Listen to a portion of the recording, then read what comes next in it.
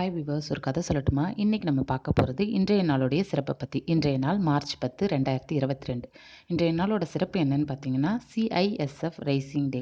அதாவது central industrial security ஃபோர்ஸோட rising டேவை celebrate பண்ணிகிட்ருக்கோம். தமிழில் சொல்லணுன்னா மத்திய தொழில்துறை பாதுகாப்பு படையை போற்றுவதை பற்றி தான் இன்றைக்கி பார்க்க போகிறோம்.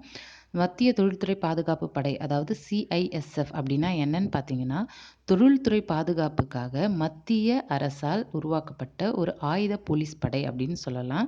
இது மத்திய உள்துறை அமைச்சகத்தால் நிர்வகிக்கப்படுகிறது. அது மட்டும் இல்லாமல் இது டெல்லியில் இருக்குங்க.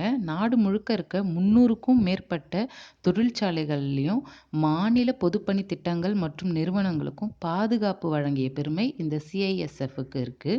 இந்த நாள் நாடு முழுசும் உள்ள தொழிற்சாலைகளின் உற்பத்தியை அதிகப்படுத்துறதுக்கும் அதனுடைய பாதுகாப்பை மேம்படுத்துறதுக்காகவும் தான் இந்த நாள் உருவாக்கப்பட்டுச்சு. அது மட்டும் இல்லாமல் முக்கியமான தொழில்துறை நிறுவனங்கள் மற்றும் அதை சுற்றியுள்ள பகுதிகளுக்கு தேவைப்படும் பாதுகாப்பின் முக்கியத்துவத்தை விழிப்புணர்வாக ஏற்படுத்தணும் அப்படின்றதுக்காக இந்த நாள் ஏற்படுத்தப்பட்டது.